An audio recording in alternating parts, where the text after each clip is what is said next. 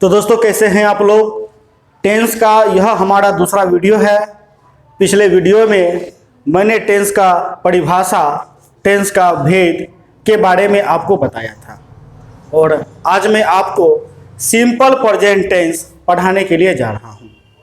तो प्यारे बच्चों, यदि आपने हमारे चैनल को सब्सक्राइब नहीं किया है तो हमारे चैनल को सब्सक्राइब करें एवं हमारे मोबाइल एप्लीकेशन को भी डाउनलोड करें, जिसका लिंक मैंने वीडियो के डिस्क्रिप्शन बॉक्स में दे रखा है। तो बच्चों चलिए वीडियो शुरू करते हैं।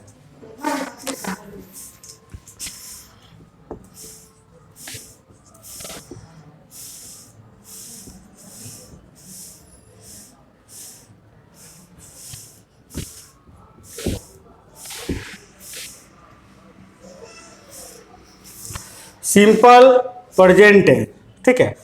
अब सबसे बड़ी पॉइंट यह है कि आखिर हम कैसे पहचानेंगे कि यह वाक्य सिंपल प्रेजेंट टेंस में है, ठीक है। तो सबसे पहले हम पहचान को जानेंगे कि आखिर कैसे हम किसी भी वाक्य को यह समझेंगे कि वह वाक्य हमारा सिंपल प्रेजेंट टेंस में है। तो बच्चों आपका इसका पहचान है, जिस पहचान हम आपको लिख देते हैं, जिस हिंदी, ठीक है, यानी कि हिंदी वाक्य की क्रिया की अंत में क्या लगा रहा है, ता है, ती है,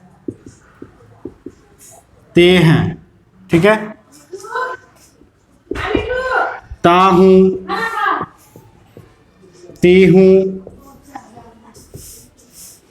ते हूं, ता हो, ते हो, ते हो आदि। रहे तो उसका अनुवाद किस में होगा, तो सिंपल प्रेजेंट टेंस में होगा, ठीक है। यानी कि प्यारे बच्चों हिंदी का कोई भी वाक्य, ठीक है, कोई भी वाक्य में जब क्रिया के अंत में हम सर्वप्रथम क्या करते हैं, एक एग्जाम्पल लेते हैं। एग्जाम्पल मेरा क्या है, मैं पटना जाता हूं। पहला वाक्य को हम कर दिए ए और दूसरा वाक्य को हम कर दिए मुझे पटना जाना है, ठीक है। अब हमारे पास दो वाक्य है और इन दोनों वाक्यों में हम जानेंगे कि आखिर कौन सा हमारा वाक्य सिंपल प्रेजेंट टेंस है, ठीक है। तो प्यारे बच्चों पहचान बोलता है जिस हिंदी वाक्य, यानी कि यह हमारा हिंदी वाक्य है, ठीक है, और इस हिंदी वाक्य में क्या होना चाहिए, तो कंपलसरी है कि क्रिया होना ही चाहिए, मतलब कि वर्ब होना ही चाहिए, ठीक है। अब हमारा देखिए यहां मेरे पास वर्ब है, यहां भी वर्ब है और इस वाक्य में भी वर्ब है, यानी जाता और यहां क्या है, जाना। लेकिन क्या कहा, क्रिया, यानी कि क्रिया के अंत में, ठीक है, क्रिया के अंत में क्या होना चाहिए, ता है, ती है, ते हो, या ता हूं, ती हूं, ते हो, या ता हो, ती हो, ते हो। इस प्रकार से कोई भी रहे तो उसको हम क्या समझेंगे, उसको हम समझेंगे कि यह वाक्य हमारा किसमें है, सिंपल प्रेजेंट टेंस में है। अब हम यहां देखते हैं जाता, यहां ता मेरा आ गया और लास्ट में क्या है, हूं, ठीक है, जाता, ता हूं। अब यहां है, देखिए यहां पर क्या है, ता हूं मेरा कहां पर निकल रहा है, ता हूं, यहां मेरा मैच कर गया, यानी कि यह वाक्य हमारा कौन सा है, तो यह वाक्य हमारा सिंपल प्रेजेंट टेंस में है। लेकिन यही हम दूसरे वाक्य पर आते हैं, दूसरे वाक्य के अंत में क्या है, क्रिया तो है भी है, लेकिन यहां मेरा क्या लगा हुआ है, यहां मेरा देखिए ना लगा हुआ है, ठीक है, यानी कि जाना है, तो यहां पर क्या है, ना है, इसलिए यह वाक्य हमारा टेंस में है, इसलिए यह वाक्य हमारा टेंस में बिल्कुल ही नहीं है। हमारा वाक्य टेंस में कौन सा है, हमारा वाक्य टेंस में ऊपर वाला है, यानी कि मैं पटना जाता हूं। ठीक है, इसी प्रकार यदि आपको रहे मुझे पढ़ना है, पहला वाक्य, दूसरा मैं पढ़ता हूं। अब दोनों में से बताइएगा, यह वाक्य ए, यह वाक्य बी। अब दोनों में से आप कमेंट कर बताइएगा कि दोनों में से कौन सा वाक्य आपका सिंपल प्रेजेंट टेंस में है। ठीक है, तो आप बताइए इन दोनों में से कौन सा आपका सिंपल प्रेजेंट में है। तो आपका इन दोनों में से कौन सा है, तो बी वाला, यानी कि मैं पढ़ता हूं। लास्ट में देखिए क्या ताहू है, लेकिन इसमें ए में क्या है, मेरा ता लगा हुआ है, नहीं, इसमें मेरा ना है, इसलिए यह ऊपर का वाक्य हमारा टेंस में नहीं होगा, यानी कि बी हमारा टेंस में है, अर्थात सिंपल प्रेजेंट टेंस में है। तो प्यारे बच्चों, यह तो हमारा पहचान हो गया कि किस प्रकार हम किसी भी वाक्य को पहचानेंगे कि वह वाक्य हमारा सिंपल प्रेजेंट टेंस में है या नहीं है। ठीक है, अब हम लोग पहचान लिए। अब दूसरी बात है कि हम किस प्रकार जो है इस सिंपल प्रेजेंट टेंस को अनुवाद करेंगे या ग्रामर के रूप में बनाएंगे। तो सर्वप्रथम हम क्या करेंगे, इसे अनुवाद के जरिए हम इसका रचना जानेंगे कि आखिर इसका कौन सा रचना है और इसे किस प्रकार हम अनुवाद करेंगे। ठीक है, जब हम अनुवाद जान जाएंगे, उसके बाद इसमें हम लास्ट में ग्रामर वे में हम चलेंगे। ठीक है,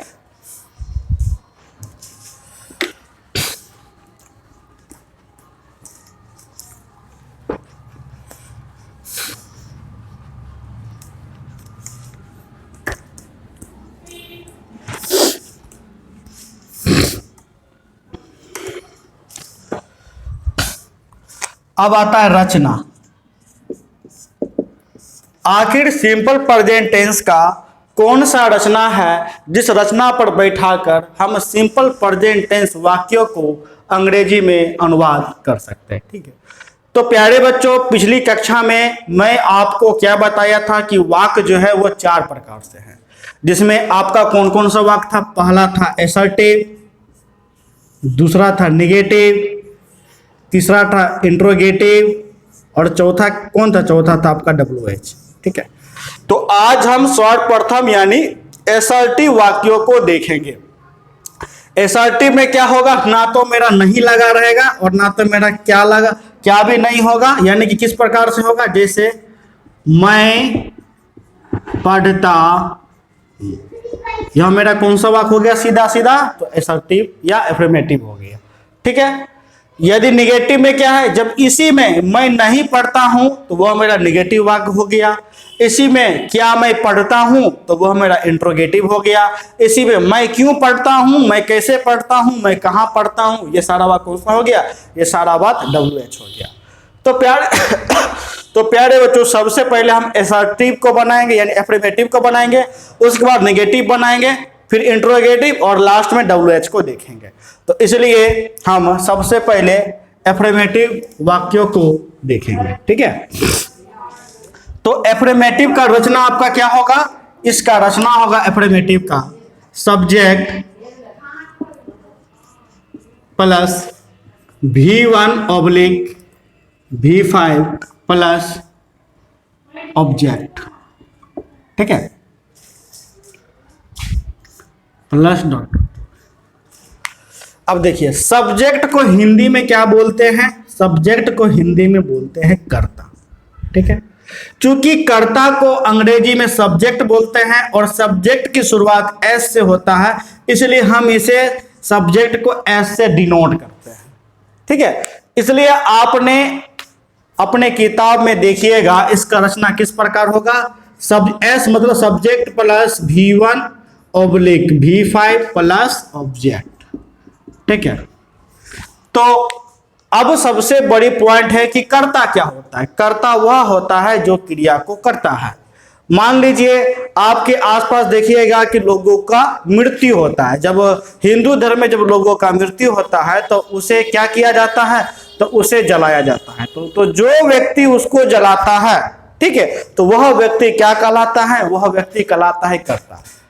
अब प्रश्न उठता है, वह व्यक्ति कर्ता क्यों कहलाता है, क्योंकि जो व्यक्ति आग देता है उस मरे हुए व्यक्ति का जो भी आपका क्रियाक्रम है, पूजा वूजा, सब वही व्यक्ति करता है। यानी कि पूरा पूरा क्रिया कौन करता है? तो जो आग दिया, इसलिए वो व्यक्ति कहलाता है कर्ता। ठीक है, कर्ता मतलब सब्जेक्ट।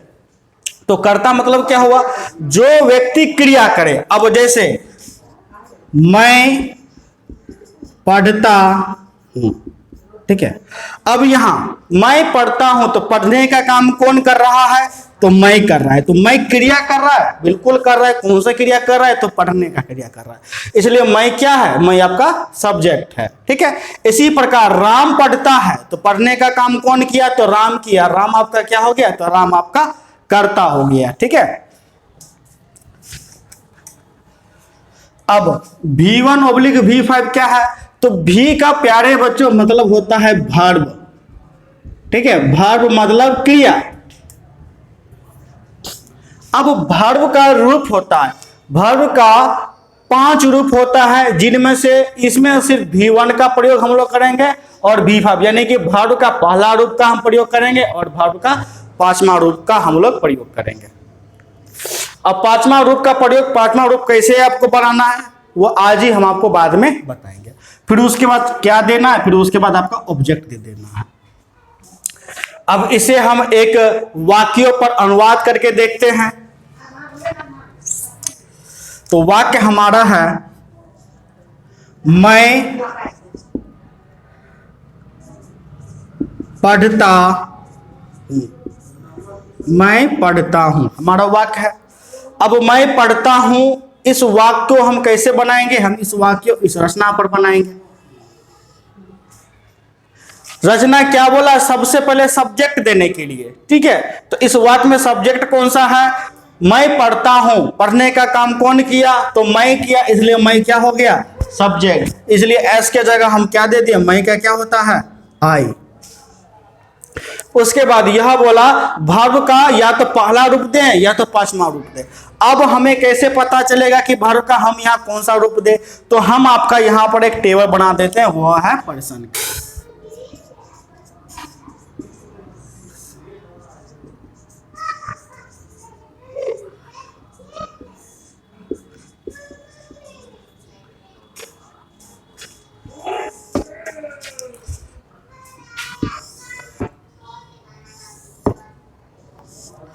अब देखिए यहां पर क्या है? पर्सन। ठीक है, तो पर्सन आपका 3 पर्सन होता है, फर्स्ट पर्सन, सेकेंड पर्सन और थर्ड पर्सन।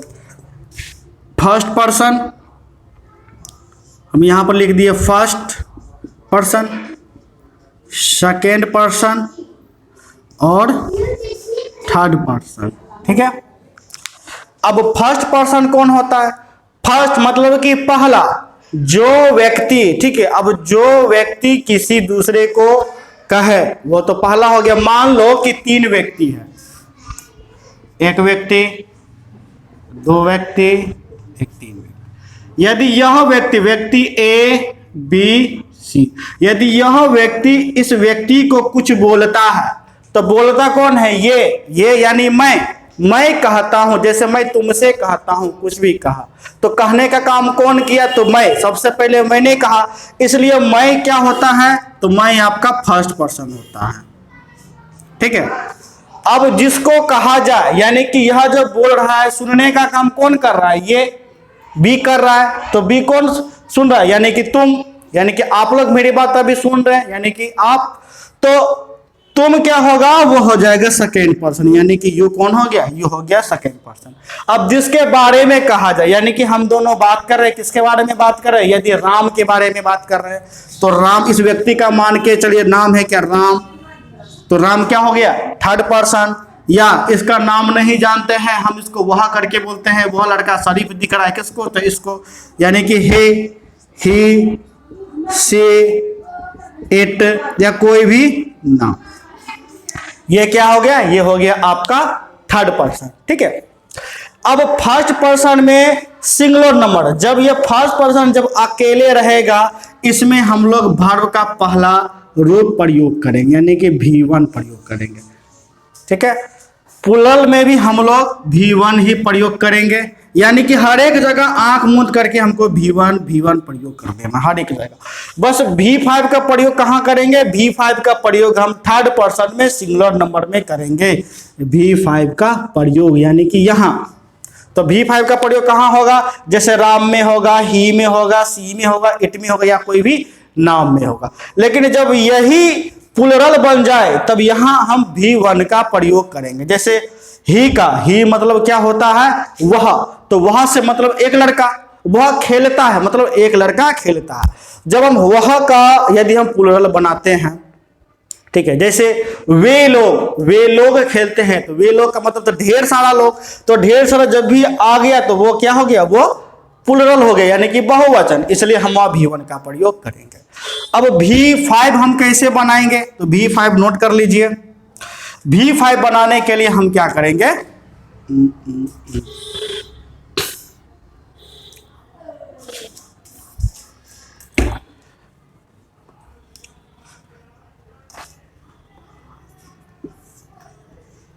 V5 बनाने के लिए क्या करेंगे? क्रिया के अंत में ES या S को जोड़ देंगे, ठीक है। अब V5 बनाने के लिए जो भी क्रिया है उस क्रिया के अंत में हम क्या करेंगे? हम S या ES को जोड़ देंगे। लेकिन अब प्रश्न उठता है कि हम कहां पर ES जोड़ें और कहां पर S जोड़ें, ठीक है। तो ES हम वहां जोड़ेंगे जब क्रिया के, अब क्रियामान कोई भी वर्ब मेरा क्या होगा? जैसे वर्ब हो गया गो, ठीक है, तो गो का जो मेरा लास्ट लेटर है, लास्ट लेटर मेरा क्या? देखिए ओ मेरा क्या है? ओ मेरा हो गया स्वर यानी वोवेल, ठीक है, स्वर है। तब हम क्या करेंगे? तब हम ES जोड़ देंगे, ठीक है, प्लस ES बराबर क्या हो गया? गोज। यही मान के चलिए यदि क्रिया जो वर्ड होगा, वर्ब वर्ड होगा, उसके लास्ट में मेरा कॉन्सोनेंट रहे। अब कॉन्सोनेंट जैसे कि वांट, WANT वांट, अब लास्ट वाला वर्ड देखिए ई मेरा कॉन्सोनेंट है, इसलिए हम इसमें सिर्फ सिंगल S जोड़ेंगे, तब मेरा क्या हो जाएगा? वांट, ठीक है। तो V5 बनाने के लिए हम क्या करेंगे? S या ES को जोड़ देंगे। ES हम कहां जोड़ेंगे? ES हम वैसे शब्दों में जोड़ेंगे, क्रिया के वैसे शब्दों में जोड़ेंगे जिस शब्द के अंत में आपका वोवेल लेटर हो, यानी कि स्वर लेटर हो। स्वर रहेगा, ES जोड़ देंगे तो मेरा गोज बन गया। कॉन्सोनेंट रहेगा, S जोड़ देंगे तो मेरा क्या? वांट से वांट्स बन गया, ठीक है। तो अब हम आते हैं ट्रांसलेट पे। अब मैं पढ़ता हूं, तो हम यहाँ आई आपको दे दिए। अब क्या बोला? वर्ब का या तो पहला रूप दें या तो पांचवा रूप दें। अब हम पहला या पहला देंगे कि पांचवा देंगे, तो हम देखेंगे ये कौन सा पर्सन है। आई मेरा कौन सा पर्सन? आई देखिए किस कैटेगरी में है? ये फर्स्ट में है, ठीक है, फर्स्ट पर्सन में है। और यह सिंगुलर नंबर है कि प्लुरल है? तो आई हमेशा अकेले रहता है, मैं तो अकेला हूं, ढेर सारा हूं नहीं, तो इसलिए यह मेरा सिंगुलर हो गया, मतलब कि एक वचन हो गया। एक वचन में देखिए क्या है? आपका V1 है, इसलिए V1 है तो पढ़ना का क्या होता है? रीड, जो कि आपका V1 है, इसलिए इसका क्या होगा? मैं पढ़ता हूं तो आई रीड। यही में यदि होगा राम पढ़ता है, राम पढ़ता है, तब क्या होगा? अब देखिए राम कौन सा पर्सन? राम थर्ड पर्सन यहां है ना, तो सब्जेक्ट मेरा क्या बन गया? राम। पढ़ने का काम कौन किया? तो राम, तो राम का राम आपको लिख दिए। अब V1 देंगे कि V5 देंगे? क्योंकि राम मेरा थर्ड पर्सन है, वो भी राम में सिंगुलर नंबर है, यानी एक वचन है, इसलिए हम क्या लगाएंगे? वर्ब का पांचवा रूप लगाएंगे। तो पांचवा रूप लगाने के लिए हम क्या करेंगे? मेन वर्ब में, यानी कि रीड, मेन वर्ब हो गया, रीड में S या ES को जोड़ेंगे। अब लास्ट में देखिए मेरे क्या है? D है, D मेरा कॉन्सोनेंट है, तो कॉन्सोनेंट में हम क्या जोड़ेंगे? सिंगल S जोड़ेंगे, तो हम यहां सिंगल S जोड़ दिए, यानी कि राम रीड्स, राम पढ़ता है, ठीक है। इसी प्रकार आप छोटे छोटे वाक्यों को ट्रांसलेट कर सकते हैं। तो बच्चों, उम्मीद है आपको हमारी वीडियो अच्छी लगी हो, तो हमारी वीडियो को लाइक करें, और कोई भी डाउट हो तो कमेंट कर बताएं।